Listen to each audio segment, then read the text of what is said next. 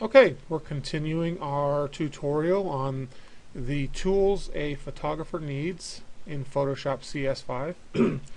Our next tool will be the crop tool, and it's one of the more important tools for a photographer because almost any image that you have is going to need to be cropped to the right size. If you look up at the top, right now it's blank, but these are pretty important settings that you can set to get the exact size. Right now it's blank, and so you can just drag any way you want if you're just having a random crop or whatever. One neat thing to note is that it's broken up into grids to emphasize the rule of thirds, and so I won't go into the rule of thirds here, but basically it means you want the third parts, like this line here, showing something important, and this is her face, and so it's going right in there, and so that works pretty good. But we don't really know what it is. If I crop it, you check this check mark up here, and it's cropped.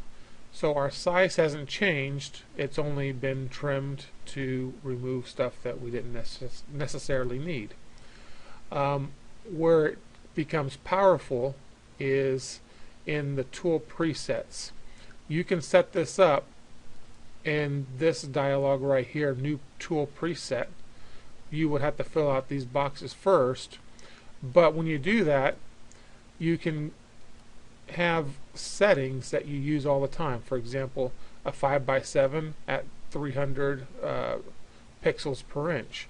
So you select that, and all of a sudden there you go, you have your 5x7 ready to go, and it maintains the proportions to 5x7, so you don't have any guessing to do, and just raise it up, and you can move it around by your arrows if you want, and then save that. We can go up to image size, and we can see we have a 5x7 at 300 ppi. Zoom in. So if we wanted to do anything different, we could even go, say, 8x10 if we wanted to. Crop there, and this thing's going to grow because we chose a bigger file size. And when you have this, if you wanted, you could just go in here and save as a new tool preset, again, for whatever you want to do. Another feature is the front image. It means it's going to take the dimensions of the original image. If you wanted to maintain the size and proportion but just wanted to make it smaller, or you'll crop in but make the file the same size, there you go. So that's our crop tool. The next is the eyedropper tool. I don't use those a whole lot, but you can use it the same thing here. If you wanted to select a color, it gives you the eyedropper tool, and you can click on there, and it picks up the color of whatever you select. So I'm going to cancel that now. And the color sampling tool you can place it, and it will maintain the marker for the color that's going to be here. As you change your color settings, this will show you where that is. I don't use it a whole lot, but it's something that's available. Okay, let me get this back.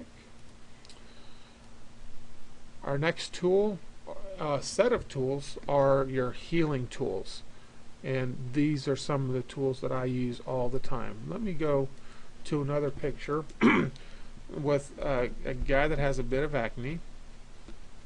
I can zoom in, and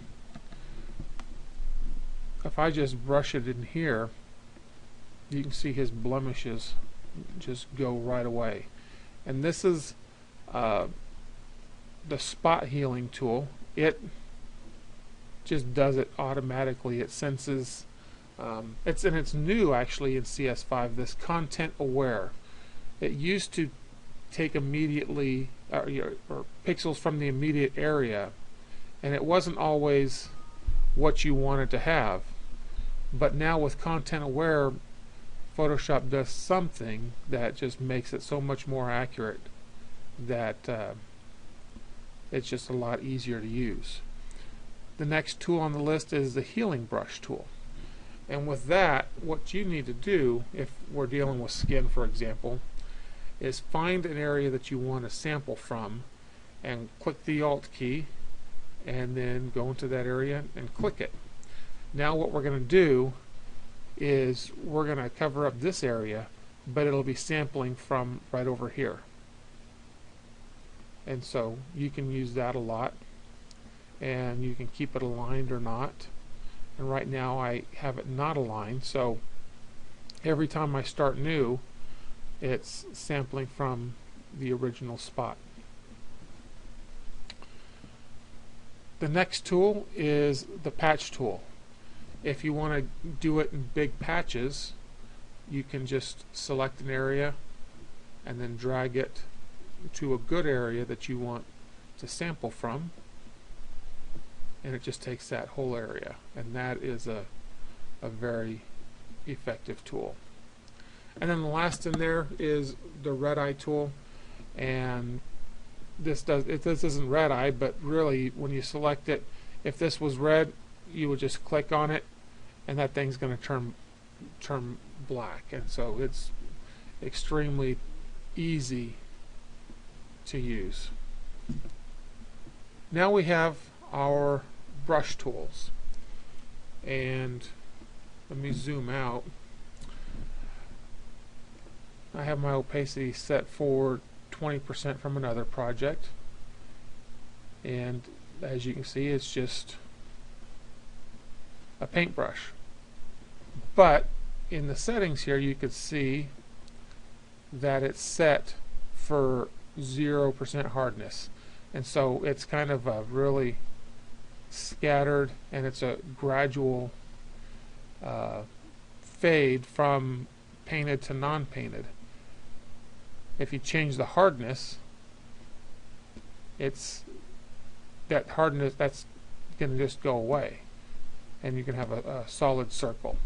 And so that can be effective if you need high accuracy in smaller areas, but most of the time you're going to find that zero hardness is much more forgiving.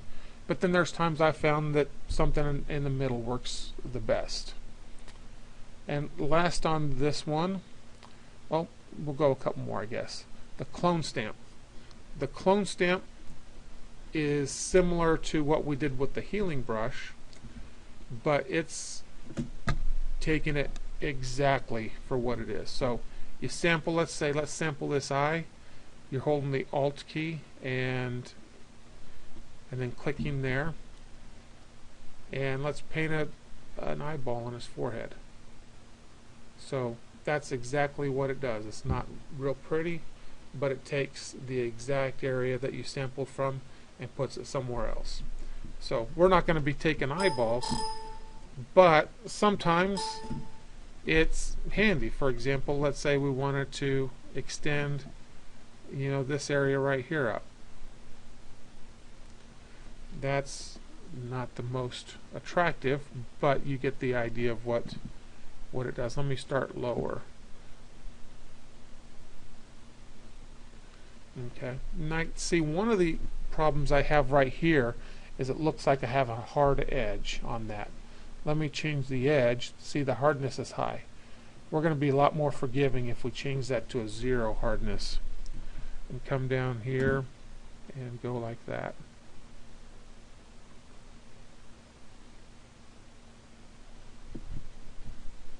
So we're just cloning that area. That's what the clone brush does. It's not attractive, and it's not even the best tool to use a lot. Usually the healing brush is going to do things a lot better. Let me show you the difference in the healing brush. The healing brush samples the area and kind of tries to blend it in more.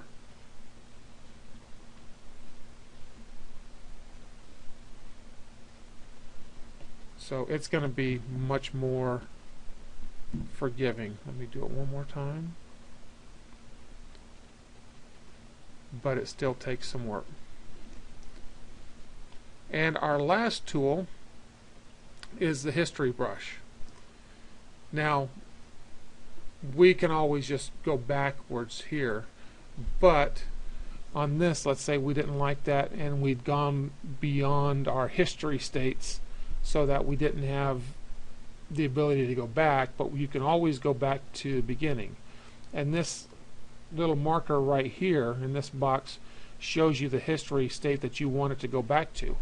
And we just paint this right back here, and we painted in this information that was here in the original file, and we could do the same thing if it was here. We just go in there and we've painted it back. So that can be pretty easy to use.